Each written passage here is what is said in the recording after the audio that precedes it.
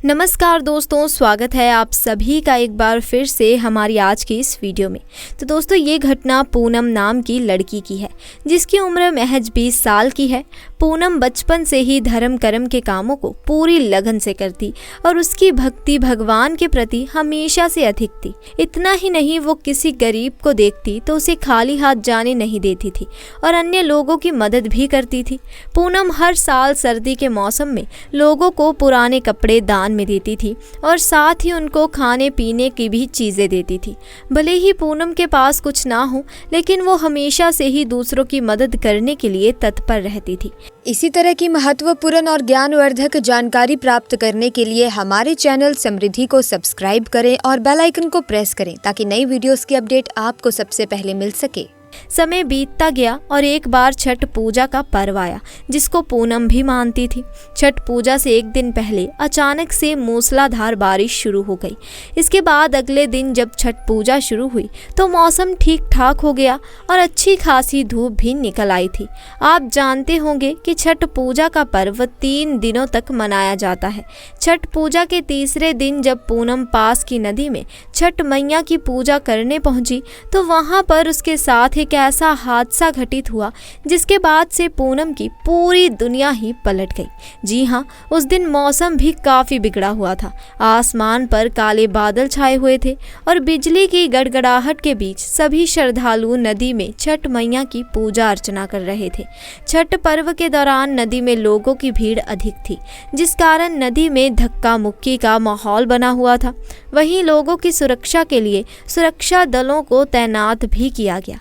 ऐसे में पूनम भी छठ मैया को जल अर्पित करने के लिए नदी में खड़ी हुई थी। देखते ही देखते वो नदी के बीचों बीच पहुंचकर पूजा करनी चली गई। अचानक से तेज बारिश हुई और नदी के पानी का बहाव तेज हो गया, जिससे पूनम बहते हुए दूर किसी जगह पर पहुंच गई। पूनम को तैरना नहीं आता था, जिसकी वजह से वो नदी के बहाव में बहती हुई कहीं दूर चली गई और धीरे धीरे नदी के अंदर समाने लगी। तभी पूनम को लगा कि वो अब नहीं बचेगी और उसकी मौत अब निश्चित है। लेकिन फिर भी वो मन ही मन माँ दुर्गा का नाम जपने लगी और उनसे कहने लगी कि हे माँ, मेरे प्राण बख्श दो। कुछ ही देर में पूनम को पानी के ऊपर एक छोटी लड़की दिखाई दी जिसने अपना हाथ पूनम को बचाने के लिए आगे बढ़ाया हुआ था। काफी देर तक नदी के पानी में रहने से पूनम की आंखें बंद होने लगी। उसने अपना हाथ उस लड़की के हाथ में दे दिया। फिर उस लड़की ने पूनम को पानी से बाहर निकाला और नदी किनारे छोड़ दिया। इसके बाद कुछ देर में उस नदी के किनारे गांव के कुछ लोग वहां आए और पूनम को किनारे पर पड़ा देखकर शोर मचाने लगे। देखते ही देखते वहां भीड़ इकट्ठा हो गई और पूनम को भी होश आ गया।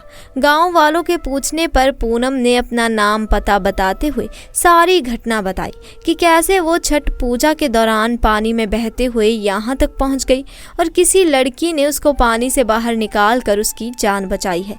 लेकिन गाँव वालों ने बताया कि तुम अकेली थी, अब वो लड़की कहाँ है। काफी सोचने के बाद पूनम को समझ आया कि वो कोई और नहीं थी, स्वयं माँ दुर्गा एक बच्ची के रूप में आकर उसकी जान बचाने आई थी और माता यहाँ से अब जा चुकी है। कुछ देर बाद पूनम के घर वालों को इस घटना की सूचना पुलिस द्वारा दी गई और फिर पूनम खुशी खुशी अपने घर वापस चली गई। दोस्तों, हिंदू धर्म में देवी दुर्गा की बहुत महिमा है। लोग माता रानी की पूजा बहुत श्रद्धा भाव से करते हैं।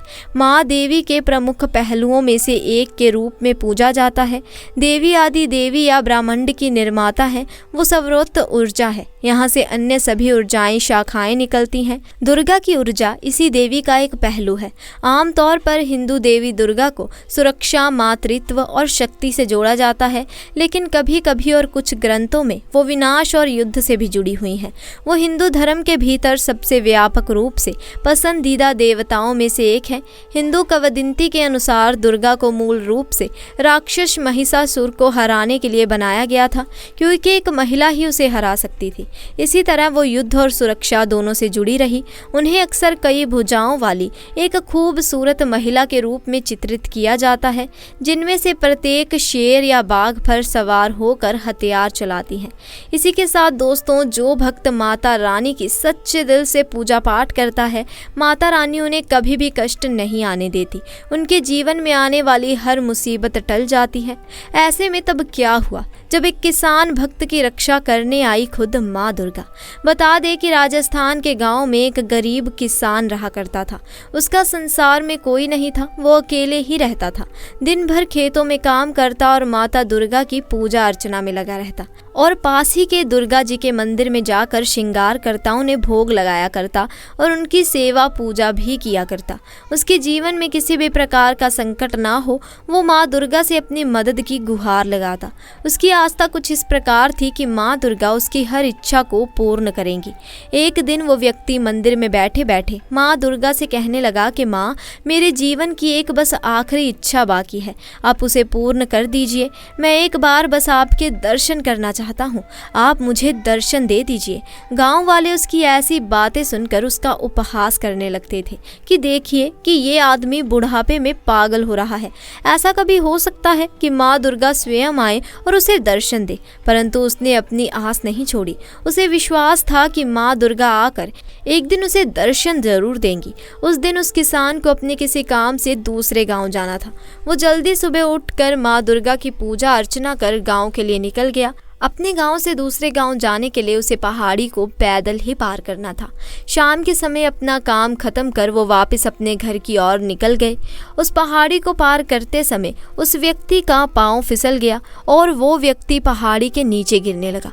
गिरते हुए उसने वहां पर एक पेड़ को पकड़ लिया, परंतु ऊपर आने में वो असमर्थ था। वो चिल्ला चिल्ला कर किसी को अपनी मदद के लिए बुलाने लगा, पर वहां उसकी आवाज़ सुनने वाला कोई नहीं था। तभी वहां एक छोटी बच्ची आई और उसने आवाज देकर पूछा, कौन है आप नीचे क्या कर रहे हैं? कैसे गिर गए आप नीचे? तब उसने बताया कि मेरा पैर फिसल गया और मैं नीचे गिर गया हूँ। तुम भाग कर जाओ और किसी को बुला कर लाओ मेरी मदद के लिए। उस लड़की ने कहा कि किसी को बुलाने की ज़रूरत नहीं है, मैं आपको खुद ऊपर खींच सकती हूँ। और उस बच्ची ने उसे पकड़ कर ऊपर खींचने की कोशिश की।